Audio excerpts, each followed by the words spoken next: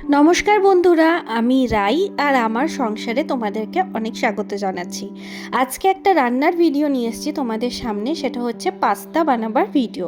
খুবই সিম্পল এবং ঘরোয়া উপায়ে আমি এই পাস্তাটা রান্না করছি। খুব সহজ যে জিনিসগুলো আছে বাড়িতেই পাওয়া যায় সেগুলো দিয়েই রান্না করছি। আর আজকে আমার ছেলে বায়না ধরেছে যে পাস্তা খাবে। তো দেখো, প্রথমে ব্রকলিটা এবং ক্যাপসিকামটা একটু হালকা গরম জলে একটু ফুটিয়ে নিচ্ছি। তারপরে পেঁয়াজ কুচি ডুমো ডুমো করে, ক্যাপসিকাম যেটা সেদ্ধ করে নিয়েছি মানে ভাপিয়ে নিয়েছি, ব্রকলি, কাঁচা লঙ্কা চেরা এগুলো নিচ্ছি। কাঁচা লঙ্কাটা আমি গোটা গোটাই দেবো, পেস্ট করব না, যেহেতু আমার বাচ্চা খাবে। তোমরা যারা ঝাল খেতে ভালোবাসো তারা কিন্তু লঙ্কার পেস্টটা এর মধ্যে দিতে পারো। এরপরে আদা, টমেটো এবং রসুনের কোয়াগুলো ভালো করে মিক্সিতে বেটে নেব। মিক্সিতে বেটে নেওয়ার পরে একটা কড়াইয়ে সর্ষের তেল দিলাম। তোমরা চাইলে সাদা তেলও দিতে পারো, আমি এখানে সর্ষের তেল ইউজ করেছি। এখানে ব্রকলিটা, ক্যাপসিকামটা আর পেঁয়াজ যেটা কেটে রেখেছিলাম সেগুলোকে ভালো করে সুন্দরভাবে ফ্রাই করে নিচ্ছি।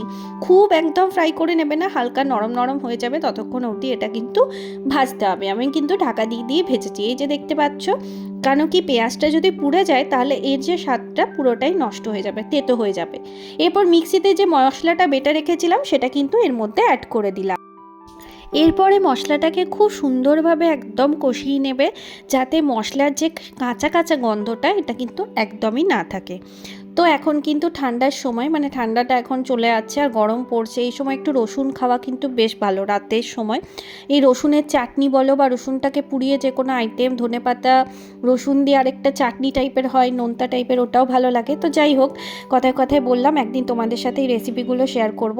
এরপরে কিন্তু এই যে মশলাটা কষানো হয়ে গেল, এই কষানো মশলার মধ্যে আমি কিন্তু স্বাদ অনুসারে লবণ কিন্তু অ্যাড করে নিলাম।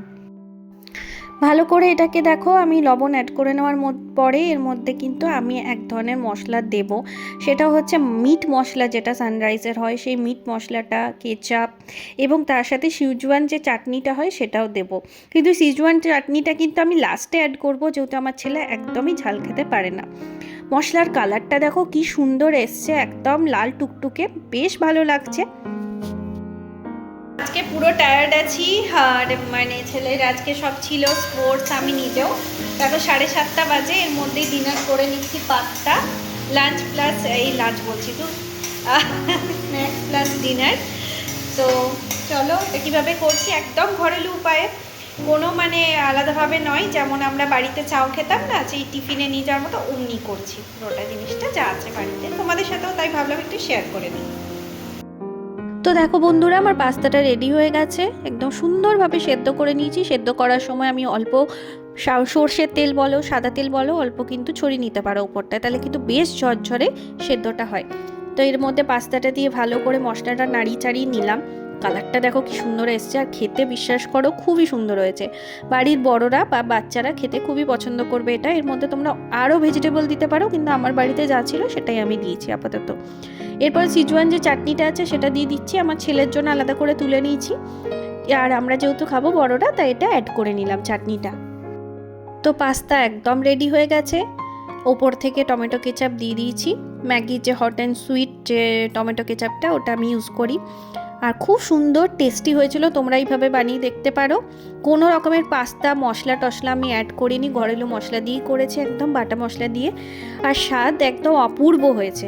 তো আজকে ভিডিওটা কেমন লাগলো অবশ্যই জানিও, ভালো লাগলে অবশ্যই আমার চ্যানেলটা সাবস্ক্রাইব করে দিও নতুন নতুন ভিডিও দেখার জন্য।